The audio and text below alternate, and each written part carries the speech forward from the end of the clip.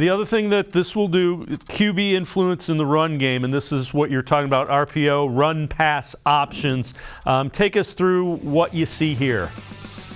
Well, this gives you, so you're going to get RPOs, you're going to get read games, you're going to get scrambles. It allows him to process information that he's seeing. So this is going to be a split zone read. And by split zone, I mean they're going to run zone to the left. And usually Njoku, who is in motion here, he will be in charge of blocking that backside end. And that's called a bluff. So he's going to bluff that end, and he actually becomes a lead blocker. And by becoming a lead blocker, if that end continues to close, Watson can keep the ball and have a lead blocker almost on a design run. So it's still a zone read. It's still a base play of the Browns, an outside zone to the left. But now you've added a run to the right with your running quarterback with the lead blocker out in front. So it's a variation. It's a very good variation to a base scheme. The other thing that does, it looks like you've got guys moving all over the place, and it's forcing the defense to defend the width of the field in addition to the length of the field. Correct. And the big thing I like about the adjustments they can make, it won't change what the offensive line has to do. Those big guys up front are blocking zone left. And when those offensive linemen, one of the keys for offensive linemen, especially watching the Browns, is that they are very technically sound and they do the same things over and over and over. So for the offensive line, they're just blocking zone. And by simply adding Njoku on the split, that's why they call it a split zone, because Njoku's going to come up around from the back.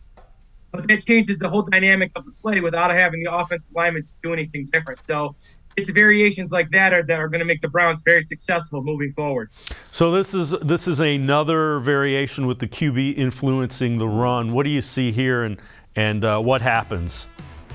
So here's a great, so it's third and long here. Here's a great example of what he brings to the table in terms of improvising. So he sees there's a blitz by the middle linebacker. He understands it's going to be a 5 or 6 man pressure. And if you look at the corners and the secondary underneath, they're all in man coverage. So you have man coverage and you have safeties over the top. And that one safety rolls down to cover Njoku, which tells Watson it's true man coverage. So reading man coverage, he knows that if you get man coverage and everybody's running with, there's no one to stop him. So this is not only a great run by him, but this is great processing. And the information that he's getting is getting clearer and clearer, getting back to that 220. The more reps he takes, the more this will be easy. And the Browns really need to get easy yards. This year it's been feels like a struggle when they're playing in terms of getting first downs at times. These are easy yards, and these are easy first down pickups for a guy like Watson. And again, if you're going to play man-to-man against them, that's one of the things you're going to have to continually worry about is if you get after it and your linemen get too far up, he's taken off. And that is probably those third medium runs by an NFL quarterback. Those are the runs. You have design runs, you have the zone reads, you have a lot of those things that are built in.